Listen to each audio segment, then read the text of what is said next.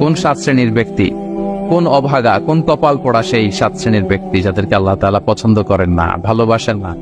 এই মর্মে তিনি কালামুল্লাহ মাজিদে ঘোষণা দিয়েছেন এবং আমরা সতর্ক হওয়ার চেষ্টা করব এই বৈশিষ্ট্য যেন কশিনকালেও কবু আমাদের মধ্যে না আসে। তাহলে কালামুল্লাহ মাজিদ আল্লাহ তাআলা যে জানিয়েছেন যে তিনি 7 শ্রেণীর ব্যক্তিকে পছন্দ করেন না, তার মধ্যে প্রথম শ্রেণী হচ্ছে সীমা লঙ্ঘনকারী। আরবিতে বলে আল মুআতাদুন। সীমা লঙ্ঘনকারী ব্যক্তিকে আল্লাহ তাআলা পছন্দ করেন না। লিমিট ক্রস করলে আল্লাহ তাআলা পছন্দ করেন না। লিমিটকে কেউ যদি ওভারস্টেপ করে, ক্রস করে, আল্লাহ তাআলা পছন্দ করেন না। সীমা লঙ্ঘনকে তিনি মোটেও পছন্দ করেন না। এবং মজার ব্যাপার হচ্ছে আল্লাহ কেউ কোনো অন্যায় করলেই সাথে সাথে পাকড়াও করেন, কেউ ভুল করলেই আযাব দেন না, কেউ নাফরমানি করলেই আযাব পাঠান না। আল্লাহ অনেক সময় দেন, অনেক সময় দেন, শুধরে যাবার অনেক টাইম সে পায়। তারপরও যখন সে লিমিট ক্রস করে তখন আল্লাহ ধরে। আল্লাহ সব সময় ধরে না, ধরলে ছাড়ে না, ধরে ধরে ধরে না, ধরলে আল্লাহ ছাড়ে না। আল্লাহ সব সময় ধরবে। এবং যে সমস্ত জাতিগোষ্ঠীকে এই পৃথিবীতে আল্লাহ আযাব দিয়ে ধ্বংস করেছেন, তাদের স্টোরি যদি আমরা খেয়াল করি, আমরা দেখব যে তাদেরকে আল্লাহ অনেক সুযোগ দিয়েছেন ভালো হওয়ার, শুধরে যাওয়ার। কিন্তু তারা আল্লাহর আদেশ অমান্য করতে করতে করতে করতে যখন লিমিট ক্রস করে ফেলছে, একটা সবকিছুর একটা লিমিট থাকে, কি বলেন? We all should know all limits. আপনাকে জানতে হবে যে আপনি কতটুকু পর্যন্ত করতে পারবেন, কতটুকু আপনার সীমানা। You should know your limit. এই লিমিটটা আপনার জানতে হবে। তারা যখন লিমিট ক্রস করেছে আল্লাহ আযাব দিত। আপনারা সামুদ জাতির নাম শুনেছেন? তাদের কাছে আল্লাহ তাআলা একজন নবী পাঠিয়েছিলেন, নাম হচ্ছে সালেহ আলাইহিস সালাম। আল্লাহ নবী সালেহ আলাইহিস সালাম, তিনি তাদেরকে দাওয়াত দিলেন যে হে আমার জাতিগোষ্ঠীর লোকেরা, এক আল্লাহর ইবাদত কর। তারা অবাধ্য হলো। তিনি সত্যের পথে আহ্বান করলেন, তারা এই কথা শুনলো না। একটার পর একটা আল্লাহর পায়গাম আসে, তারা অবাধ্য হয়, তারা অবাধ্য হয়, তারা আল্লাহ তাআলার আদেশকে মানে না। সবশেষে সামুদ গোত্র, তারা আবার খুব শক্তিশালী ছিল। তারা পাহাড় কেটে আর্কিটেকচার করে, ডিজাইন করে কিভাবে আবাসন তৈরি করতে হয় পাহাড়ি এলাকায়, মাউন্টেইন এলাকায় কিভাবে আবাসন তৈরি করতে হয়, এটার ব্যাপারে এক্সপার্ট ছিল। তো তারা সালেহ আলাইহিস সালামকে বলল, সালেহ তুমি পাগল, তুমি জাদুকর, তুমি যে আল্লাহর কথা বলছো আমরা মানবো এক শর্তে, যদি এই পাহাড়ের ভেতর থেকে 10 মাস গর্ভধারিণী একটা উট যদি বের করে আনতে পারো, এমন একটা শি ক্যামেল উট যদি বের করে আনতে পারো, যেই ওটের পেটের ভেতরে একটা বাচ্চা থাকবে এবং ওটটা পাহাড় থেকে বের হয়েই বাচ্চা ভূমিষ্ঠ করবে, এরপরে ওটের দুধ যেন আমরা খেতে পারি, তুমি যদি এইটা দেখাইতে পারো তাইলে বুঝবো তুমি সত্য নবী। দোয়া করলেন, আল্লাহ আমার এই জাতি সামুদ, তারা তো চেয়েছে যে পাথর ভেতর থেকে যদি একটা উট বেরোয়, ওট যদি বাচ্চা দেয় আর দুধ দেয়, তাহলে তারা তোমাকে মেনে নেবে। আল্লাহ তুমি মেহেরবানি করে এই মিরাকেল, এই মুআজিজা তুমি তাদের দেখিয়ে দাও। আল্লাহ তাআলা দোয়া কবুল করলেন। হাজার হাজার মানুষের সামনে চাক্ষুষ দিবালোকের মুহূর্তে পাথর ভেঙে একটা উট বেরিয়ে এলো বিশাল আকৃতির, এবং 10 মাস গর্ভধারিণী উট, সাথে সাথে এই উট বেরিয়ে বাচ্চা প্রসব করল, এবং সাথে সাথে এই ওলান থেকে উটের দুধ বেরোতে লাগলো। হাজার হাজার লোক এটার ওলান থেকে দুধ নিয়ে তারা তৃপ্ত হলে। আচ্ছা, এই মুহূর্তে তাদের কি করা উচিত ছিল বলেন তো? আশহাদু আল্লা ইলাহা ইল্লাল্লাহ ওয়া আশহাদু আন্না মুহাম্মাদুর রাসূলুল্লাহ ওয়া আশহাদু আন্না সালিহান নাবিয়ুল্লাহ, এটা পড়া দরকার ছিল না? ছিল না? দরকার ছিল। কিন্তু তারা একের পর এক গোয়ার তুমি করতে করতে করতে করতে চাক্ষুষ দিনের বেলা এত বড় একটা মুআজিজা দেখার পরেও তারা অস্বীকার করলো। সাল্লাল্লাহু আলাইহি ওয়াসাল্লাম বললেন, তোমরা তোমাদের ওয়াদা পূরণ করো। তারা বললো, তুমি বড্ড বড় জাদুকর, তুমি যেন তেন জাদুকর না, তুমি পাহাড়ের ভেতরে জাদু ঢুকাই ফেলছো। কি মনে হয় তারা লিমিট ক্রস করে ফেলছে না? এবার ক্রস করছে না? তারা সীমা লঙ্ঘন করে ফেলেছে। দে ক্রসড দেয়ার লিমিট। এবার তো আর ছাড় দেওয়া যায় না, কারণ আমি আপনাদের বলেছি শুরুতে যে আল্লাহ সব সময় ধরে না, কিন্তু যখন ধরে ছাড়ে না। আযাব চলে আসলো। কি আযাব? আর্থকোয়েক, রাজফা, পুরো ভূখণ্ড কেঁপে উঠলো। কেঁপে ওঠার সাথে সাথে সব মাটিতে পড়ে গেল।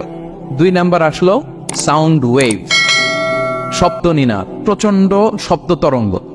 জিবরাইল আলাইহিস সালাম ওই এলাকার উপরে এসে এমন জোরে চিৎকার মারলেন, ওই চিৎকারে সামুদ গোত্রের প্রতিটি লোক কানের পর্দা ফেটে মুহূর্তের মধ্যে লাশ হয়ে জমিনে পড়ে রইল, because they cross their limit. তারা তাদের লিমিট ক্রস করেছে। আর যারা লিমিট ক্রস করে, যারা সীমা লঙ্ঘন করে, তাদেরকে আল্লাহ তাআলা পছন্দ করেন না। আপনারা লূত আলাইহিস সালামের নাম শুনেছেন? উনি আল্লাহর একজন নবী ছিলেন। ওনাকে আল্লাহ তাআলা জর্ডান, বর্তমানে যে জর্ডান দেশ আছে সেখানে পাঠিয়েছিলেন। একটা কমিউনিটি ছিল সাদুম কমিউনিটি। ওই সাদুম কমিউনিটিতে তিনি এসেছিলেন। তিনিও দাওয়াত দিলেন, ইয়া কওমি ইবুদুল্লাহ মা লাকুম মিন ইলাহিন গায়রু, হে আমার কওমের লোকেরা, আল্লাহর ইবাদত করো, আল্লাহকে মেনে নাও। ওরা অস্বীকৃতি জানালো। সত্যের পথে আহ্বান করলেন, অস্বীকৃতি জানালো। ওরা, ওদের পাশ দিয়ে ক্যারাভেন যেত, কাফেলার লোকেরা ডাকাতি করত। ডাকাতির শাস্তির ব্যাপারে তিনি ভয় দেখালেন। তারা নিবৃত্ত হলো না। এমনকি তারা সমলিঙ্গের প্রতি যৌন আকর্ষণ বোধ করত না। আউযুবিল্লাহ। হোমোসেক্সুয়ালিটি, এখন একটা গ্রুপ আছে দেখবেন যে রংধনু নিয়ে মিষ্টি মিষ্টি কথা শোনায় বিশ্বব্যাপী। তাদের সাইন হচ্ছে রংধনু, রেইনবো। তারা ছেলেতে ছেলেতে বিয়ে, মেয়েতে মেয়েতে বিয়ে, এটাকে প্রমোট করে। নাউযুবিল্লাহ মিন যালিক। আমাদের এই মুসলিম সমাজে যেন এই আবর্জনা প্রবেশ করতে না পারে, আমাদেরকে সচেতন থাকতে হবে, ঠিক কিনা? এই সাদুম কমিউনিটির একটা বদ অভ্যাস ছিল, তারা ছেলেতে ছেলেতে বিয়ে করত, পুরুষে পুরুষে। আল্লাহ নবী লূত আলাইহিস সালাম তাদেরকে বুঝালেন যে পৃথিবীতে কেউ এই পাপ কাজ করেনি। প্রাণীদের মধ্য থেকেও একটা পুরুষ প্রাণী, একটা পুরুষ প্রাণীর প্রতি আকৃষ্ট হয় না। তোমরা আশরাফুল মাখলুকাত হয়ে কিভাবে এই কাজ করো? তোমরা থামো। তিনি নানা ভাবে হৃদয় নিংড়ানো ভাষা দিয়ে দাওয়াত দিলেন, কিন্তু তারা মানল না। তারা এই পাপ কাজ করতেই লাগলো, করতেই লাগলো, করতেই লাগলো। আল্লাহ তাআলা ফেরেশতা পাঠিয়েছিলেন ওনার কাছে পুরুষের আকৃতিতে। তারা এই আল্লাহর পাঠানো ফেরেশতাদের সাথে এই অপকর্ম করার প্ল্যান করেছিল। তারা মনে করেছিল সাধারণ মানুষ, আসলে এগুলো ছিল কি? আল্লাহর ফেরেশতা। তো আল্লাহর ফেরেশতার সাথে যেহেতু এরকম পাপ কাজের চিন্তা করেছে, তার মানে দে ক্রস দেয়ার লিমিট। কি বলেন? সীমা লঙ্ঘন করে ফেলছে। আযাব, পানিশমেন্ট তাদের জন্য অবধারিত হয়েছে। আল্লাহ তাআলা শাস্তি দিলেন। কি শাস্তি দিলেন? সিম্পল। জিবরাইল আলাইহিস সালাম এসে পুরো শহরটাকে উঠাইয়া উল্টায় ফেলে দিলেন। আল জাযাউ মিন জিনসিল আমাল, যে যেরকম পাপ করে তার শাস্তি এরকম। ওরাও স্বাভাবিক মানুষের যে নেচার, এটার উল্টায় ফেলছে। কি বলেন? পুরুষ আকৃষ্ট হবে, সেক্সুয়াল অ্যাট্রাকশন ফিল করবে নারীর প্রতি, নারী পুরুষের প্রতি। এই যে নেচারকে ওরা উল্টাইছে না, আল্লাহকে তোদের শহরটারে উল্টাই দিলাম। জিবরাইল আলাইহিস সালাম এসে পুরো সাদুম শহরটাকে আকাশে উঠিয়ে একটা আছাড় মারলেন, আপসাইড ডাউন। উপরের অংশ চলে গেল নিচে, সব মাটির অতল গহ্বরে। ফাজআলনা আলিয়াহা সাফিলাহা ওয়া আমতারনা আলাইহিম মিন সিজারাতিন মিন সিজিলিম মানদুদ।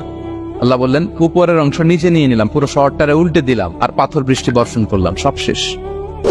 ওই জায়গাটা আজও আছে। ওইটা জর্ডান এবং ইসরায়েলের সীমান্তে। এটাকে এখন বলে মৃত সাগর, আল বাহরুল মাইয়িত আরবিতে, ইংরেজিতে বলে ডেড সি। কি সি? Dead Sea. মৃত সাগর কেন? কারণ ওখানে কোনো প্রাণী জন্মায় না। ওই সাগরে কোনো মাছ নাই, কোনো ব্যাঙ নাই, এমনকি কোনো শ্যাওলাও নাই। গজবের জায়গা। লবণের density at least 10 times more than the natural sea. সাধারণ সাগরের পানিতেই তো কত লবণ, আমরা মুখে নিলে রাখতে পারি এত লবণ। ওইটার চেয়ে কমপক্ষে 10 গুণ বেশি লবণ রাখতো। গজবের জায়গা, আযাবের জায়গা। এবং আযাব কেন এসেছে? They cross their limit. তারা সীমা লঙ্ঘন করেছে। আর ইন্নাল্লাহা লা ইউহিব্বুল মুআতাদিন, আল্লাহ তাআলা সীমা লঙ্ঘনকারীকে পছন্দ করেন না। আরেকজন নবীর কথা বলে এই পয়েন্টটা শেষ করি। মুসা আলাইহিস সালাম, ফেরাউনের হেদায়েতের জন্য আল্লাহ তাআলা মুসা আলাইহিস সালামকে পাঠিয়েছিলেন। তিনি নানাভাবে তার ভাইকে নিয়ে দাওয়াত দিতে লাগলেন, কিন্তু ফেরাউন এই কথা মানে না। ফেরাউন বলে, তুমি যে নবী, প্রমাণ কি? মুসা আলাইহিস সালাম বলেন, দেখো এই যে আমার হাতে লাঠি। উনি এমন নবী ছিলেন, উনি লাঠি মাটিতে রেখে দিলে ওটা মুহূর্তে সাপ হয়ে যেত। তো মাটিতে তিনি লাঠি রাখলেন, এটা মুহূর্তে সাপ হয়ে গেল, যে এই যে আমি নবী। মানে না, বললেন আরো কিছু দেখা। তো মুসা আলাইহিস সালাম বগলের এখান থেকে হাত উঁচু করলে নূরের ঝলকানি হাতের মধ্যে দেখা যেত।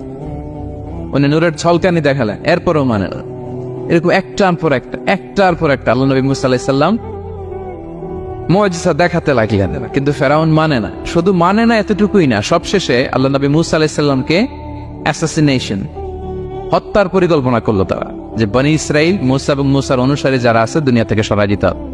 ধরো মুসারে ধরো, মুসার অনুসারীদের ধরো। ধাওয়া পাল্টা ধাওয়া শুরু হলো। আল্লাহ নবী মুসা আলাইহিস সালাম বনি ইসরাইলকে নিয়ে বাঁচার জন্য ছুটলেন। ছুটতে ছুটতে সামনে লোহিত সাগর। দেখেন, একে তো আল্লাহর বিধান মানে নাই, এরপরে একটার পর একটা মুআজিজা আসলো, সেটাও মানে নাই, এখন নবীরে হত্যার জন্য ছুটছে। কেমন হয়? সীমা লঙ্ঘন হয়েছে? একটু একটু হয়েছে না? অনেক। আল্লাহ বললেন ফাআগরাকনাল আখারিন, আমি মুসা এবং বনি ইসরাইলকে বাঁচাই দিলাম, ফেরাউন সহ তার দলবলকে সাগরে ডুবাই মারলাম। শুধু ডুবাই মারে নাই, আল্লাহ বলে ফালইয়াউমা নুনাজ্জিকা বিবাদানিকা লিতাকুনা লিমান খালফাকা আয়া। ফেরাউনকে লোহিত সাগরে তো ডুবিয়েছেই। আল্লাহ বলেন ফেরাউন, তোর অনুসারী যারা পৃথিবীতে থাকবে, তোর চালাচামুন্ডা যারা থাকবে, তোর খালাতো ভাই চাচাতো ভাই যারা দুনিয়াতে বেঁচে থাকবে, তাদের জন্য তোর লাশটারে আমি শুটকি বানিয়ে রাখলাম। Up to the day of judgement, কিয়ামত পর্যন্ত ফেরাউনের লাশটা মিশরের জাতীয় জাদুঘরে ড্রাই বডি হিসেবে আছে। আমি নিজে দেখে এসেছি, নিজ চোখে মমিফাইং করে শুটকি বানায় রাখছে। এভাবে পৃথিবীতে যতগুলো জাতিগোষ্ঠীকে আল্লাহ তাআলা আযাব দিয়ে ধ্বংস করেছে, তার কারণ হচ্ছে সীমা লঙ্ঘন। তার কারণ কি? প্রিয় ভাইরা, আমরা যেন আমাদের লাইফস্টাইলের দিকে একটু খেয়াল করি যে এই সীমা লঙ্ঘনের কাতারে আমরা চলে আসলাম কিনা, আমরা চলে আসলাম কিনা, আমাদেরকে খেয়াল রাখতে হবে। আল্লাহ তাআলা সীমা লঙ্ঘনকারীকে পছন্দ করেন না। ইন্নাল্লাহা লা ইউহিব্বুল মুআতাদিন, তিনি সীমা লঙ্ঘনকারীদেরকে পছন্দ করেন না। এমনকি রাসূলুল্লাহ সাল্লাল্লাহু আলাইহি ওয়াসাল্লামের বায়োগ্রাফি যদি আমরা খেয়াল করি, আমরা দেখব যে তিনি যখন যুদ্ধের জন্য অভিযান পরিচালনা করতেন, দল পাঠাতেন, সেনাবাহিনী পাঠাতেন, তখন তাদেরকে বলতেন খবরদার যুদ্ধের ময়দানে সীমালঙ্ঘন করো না, সীমালঙ্ঘন করো না, খবরদার। যুদ্ধে যদি কেউ হেরে যায়, বন্দীদের সাথে খারাপ আচরণ করো না। ওরা হেরে গেছে বন্দী, আপনি চাইলে তার কান কেটে দিতে পারবেন, নাক কেটে দিতে পারবেন, আকৃতি বিকৃতি করতে পারবেন না। বিষ্ণু ইসলাম বলেন খবরদার সীমালঙ্ঘন করো না। যেখানে যুদ্ধে গিয়েছ ওই এলাকার শিশুদেরকে মেরো না, ওই এলাকার নারীদেরকে মেরো না, ওই এলাকার পাত্রীদের গায়ে হাত তোলো না। সন্ন্যাসীতে যারা ইবাদত করে ওদের তো দোষ নাই, সিভিলিয়ান নাগরিক, তাদের গায়ে হাত তোলো না, খবরদার। গবাদি পশুর গায়ে হাত তুলবে না, এগ্রিকালচারাল প্রোডাক্ট জ্বালিয়ে দিও না। সুবহানাল্লাহ বিহামদিহি, কি রহমতের নবী ছিলেন। সীমা লঙ্ঘন যেন না করে বিষ্ণু ইসলাম অভিযান প্রেরণের আগে তিনি স্পষ্ট বলেছিলেন খবরদার কেউ সীমা লঙ্ঘন করবে না। যারা তোমাদের বিরুদ্ধে অস্ত্র তোলেনি তাদের বিরুদ্ধে অস্ত্র তোলা যাবে না, কারণ ইন্নাল্লাহা লা ইউহিব্বুল মুআতাদিন, আল্লাহ তাআলা সীমা লঙ্ঘনকে পছন্দ করেন না। প্রিয় ভাইরা, তাহলে যে 7 শ্রেণীর ব্যক্তিকে আল্লাহ তাআলা পছন্দ করেন না, তার প্রথমটা আমরা জেনে গেলাম। তারা কারা? সীমা লঙ্ঘনকারী। আমি কিন্তু প্রায় এরকম জিজ্ঞেস করব এবং সবশেষে আপনাদেরকে নিয়ে রিভাইজ করব। তাহলে 1 নম্বরে আমরা পেলাম তারা কারা। মেহেরবানি করে সবাই বলবেন একসাথে, তারা কারা? তারা সীমা লঙ্ঘনকারী, তারা তাদের লিমিট ক্রস করে, তাদেরকে আল্লাহ তাআলা পছন্দ করে না।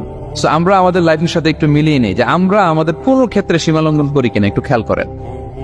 আমার যে দায়িত্ব আছে আমি কি সীমা লঙ্ঘন করি কিনা? আমার স্ত্রী আমার দায়িত্বে, তার সাথে সীমা লঙ্ঘন করি কিনা?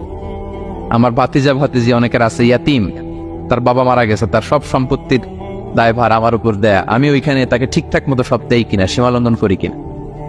হ্যাঁ, ক্ষমতা পেলে সীমা লঙ্ঘন করি কিনা? কি মনে হয় আমরা ক্ষমতা পেলে সীমা লঙ্ঘন করি কিনা? হ্যাঁ, করে করে হ্যাঁ, মানে যেইখানে ডাক্তারের কাছে যেয়ে বলে ডাক্তার সাহেব আমার এইখানে ফোড়া, সারা দেহের যেই কোনো জায়গায় ধরতে পারেন, এইখানে ধরেন না, তো এইখানে না ধরলে ভালো হবে? ফোড়া যেইখানে ট্রিটমেন্ট তো ওইখানে দিতে হবে, কি বলেন? রোগ যেখানে ওষুধও সীমা লঙ্ঘন। দায়িত্ব পেলে আমরা সীমা লঙ্ঘন করি। এমনকি আমরা যারা ইবাদত করি, অনেকে ইবাদতেও সীমা লঙ্ঘন করি। ইবাদতেও না, ভারসাম্য থাকতে হবে, পরিমিতি বোধ থাকতে হবে। এবং মজার ব্যাপার হচ্ছে আল্লাহ তাআলা দোয়া এবং জিকিরের ক্ষেত্রে এই কথাটা উল্লেখ করেছেন যে তোমরা দোয়া জিকিরের ক্ষেত্রে সীমা লঙ্ঘন করো না। আল্লাহ তাআলা বলেন উদউ রাব্বাকুম তাদাররুআ ওয়া খুফিয়া ইন্নাহু লা ইউহিব্বুল মুআতাদিন, তোমরা আল্লাহকে ডাকো কেমন ভাবে? তাদাররুআ ওয়া খুফিয়া, সবিনয়ে গোপনে, সবিনয়ে ডাকো, চুপিসারে ডাকো, গোপনে গোপনে ডাকো, অল্প আওয়াজে ডাকো। কারণ কি?